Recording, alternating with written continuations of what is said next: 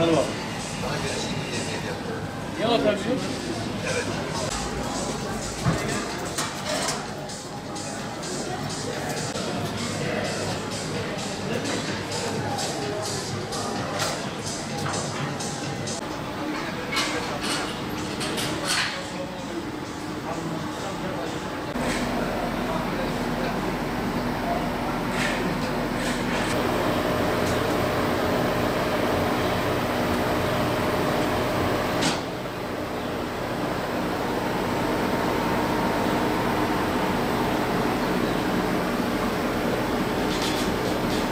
Binadaki kablolar çalındı sabah 5'e doğru.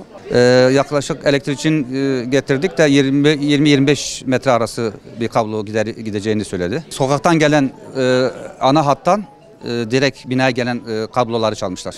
Tümü kesilmiş hepsi binanın komple. Çoğu yetkililere de başvurmamızdan gelip bakan da olmadı. Tespit ettiler nereden nasıl kaç metre kablo çalındığını falan hepsini tespit ettiler.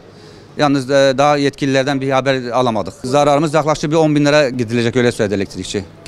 Kendi imkanlarımızla yapacağız. Devletin daha duyarlı olması lazım. Ana merkezde sokak ortasında böyle peyderpey böyle bu kabloların çalınması yani bu da bir vatandaşa bir maliyettir, bir eziyet yani bu başka bir şey diyemiyoruz yani bu.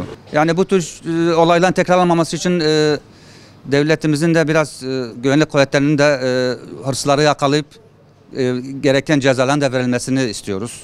En azından bir daha tekrarlanmasın, daha fazla çoğalmasın diye.